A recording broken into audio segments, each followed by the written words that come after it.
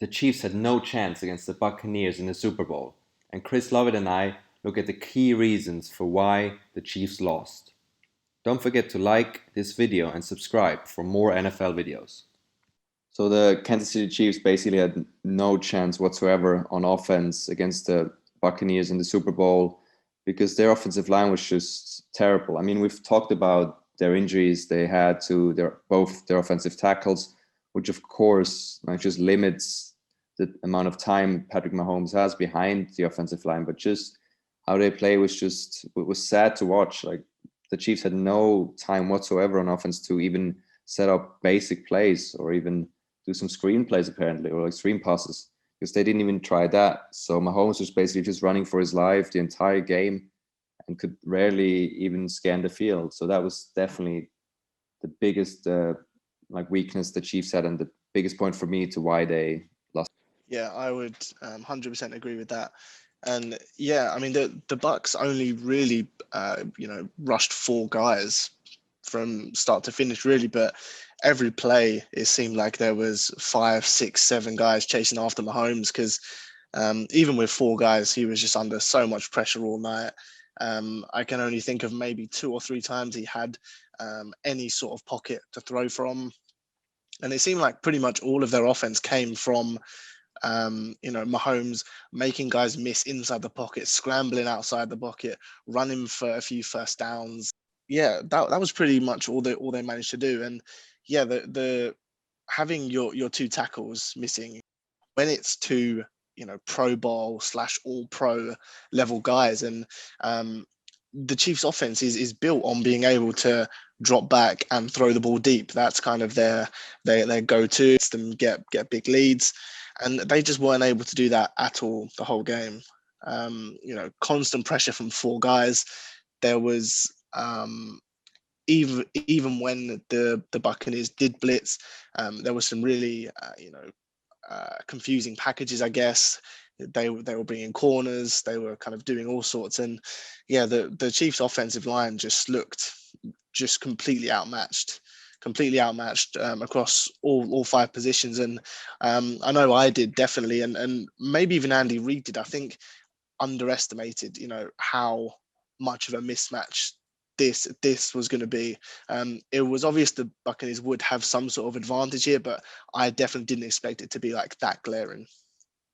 Yeah, and even when Mahomes managed to scramble out of the pocket, like a few times, he made some heroic plays and somehow still managed to get the ball out of his hands and even brought it was actually solid passes to his receivers, but they just didn't really help him out either.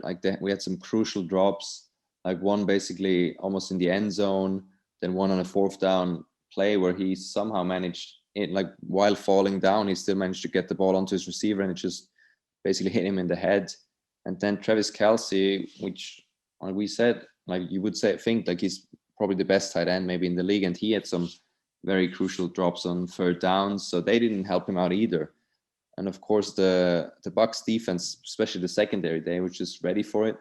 Just like we predicted, kind of they were sticking with their cover 2 man. Again, they had the 2 high safeties all the time, basically doubling up on Tyreek Hill, and they just had the exact right game plan for the Chiefs. And yeah, I mean, I was kind of disappointed in the Chiefs' offensive play calling. They're so inventive normally and have so many tricks up their sleeves, but there was just nothing coming from them. That was a big disappointment for me.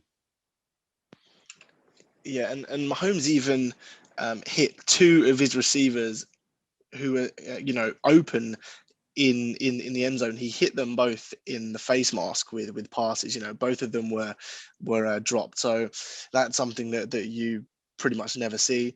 But yeah, just to touch on the play calling point. And going into the Super Bowl in our preview video, I said that I thought the Chiefs had been saving plays all year. I thought this was really going to be the time where they went deep into their playbook and really, pulled out all of the stops to keep this Bucks defense off balance. But it just really didn't happen. I'm pretty clear from the first couple of snaps that Mahomes was not going to have any sort of time to throw the ball. So you would have thought they would shorten the passing game almost, almost straight away. Throw some more screens, throw some quick routes just to kind of get the offense moving a bit. But it just didn't happen really. It just wasn't working, and it almost seemed like there was no plan B. And we give Andy Reid so much praise for being such a great coach, and rightly so, because almost all of the time he is. But I really didn't like the way that he called the game. There was pretty much no run game either, which you would probably expect, and it's obviously hard to have a run game when you fall behind quite early. But there was just no balance to the Chiefs' offense, and there didn't really seem to be a plan B either. Yeah, I think just that Todd Bowles clearly seemed to have outcoached him. Like you would think that they would change things up, even though they won the Week 12 matchup. Like you could see the Buccaneers, they learned from that game kind of and just tailored their defense more towards the Chiefs' offense, and the Chiefs just tried the same old stuff, and it just didn't work because the way the linebackers played from the Buccaneers, that was just super impressive. Like what Levante David and Devin White were doing, that was just all game long. They were sideline to sideline with so much speed. They were always around the ball. And the way they took away Travis Kelce as well, that was super impressive. Because he's obviously Mahomes' kind of security blanket almost, and or safety blanket. And that's kind of the guy he goes to when everything breaks down or when he doesn't have enough time, especially when you have to go to the underneath routes and that crossing routes. And he was just like he had almost no chance against Levante David, and I think we both didn't really see that coming. So there was also big props to the linebackers Devin White and Levante David. Yeah, for sure. And there's times where we see aspects of the Chiefs' offense shut down. Like maybe Tyreek Hill won't have a massive game. Maybe Kelce will only catch 2 or 3 passes. But this was like a real shutdown. Or Hill or Kelce couldn't get anything going. Mahomes to what we're what we're used to seeing from him, especially in the first half.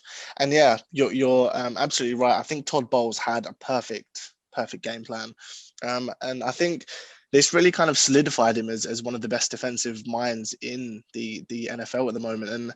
And even going back to Arizona, where he basically invented the money backer and bought the extra kind of safety linebacker hybrid, to when he got the Jets to 10 wins that season, and now obviously coaching the Buccaneers.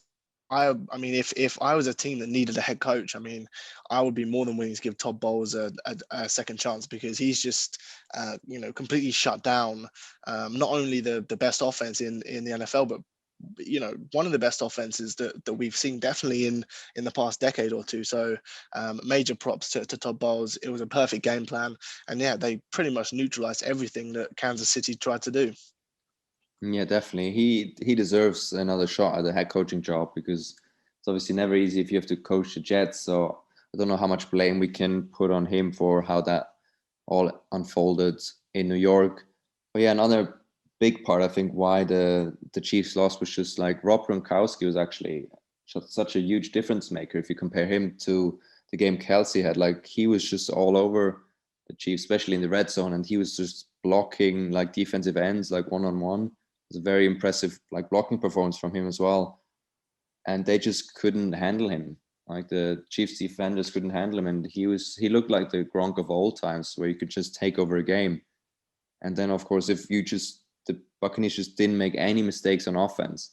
I mean, there was that one interception that then later got called back because of a holding call, but other than that, they played a flawless offensive game. Yeah, and just to quickly touch on the holding calls. I mean, I didn't like some of the calls that went against, well, mainly went against Kansas City, but I don't think it altered the game. High meaningful game that I probably would have liked to not have seen some of those penalties be called. But yeah, just to go back to the Bucks, I mean, yeah, flawless performance really.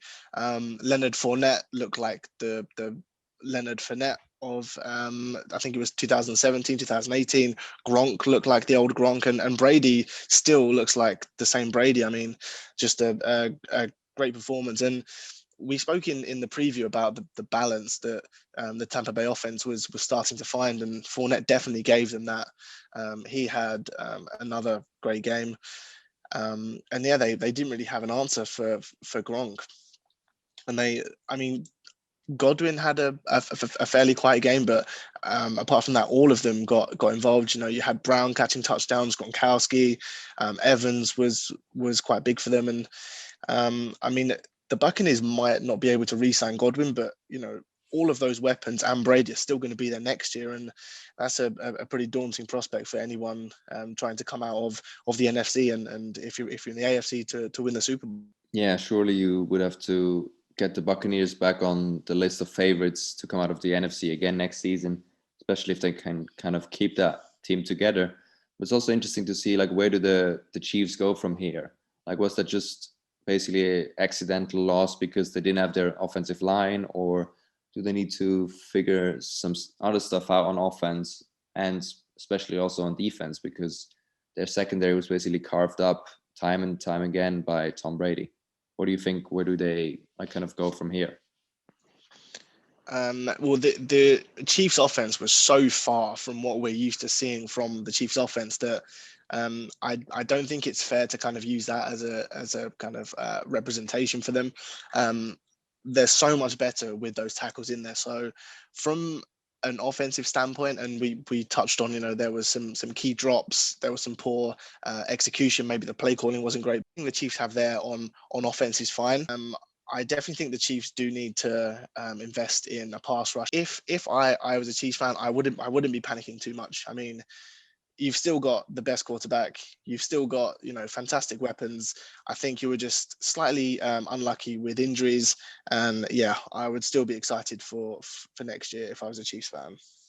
Yeah, I think there's definitely a high chance that they would be back in the Super Bowl next year. But I think the Buccaneers also maybe gave the rest of the league a blueprint now on how to beat Mahomes and how to beat the Chiefs. Just double up Tyreek Hill on every snap and have fast linebackers and kind of just keep Mahomes kind of contained with four guys and just don't blitz enough. So it will be interesting to see going forward next season on how other teams are going to face Mahomes, if that Super Bowl loss will have any effect on how the games will be played in the future against them.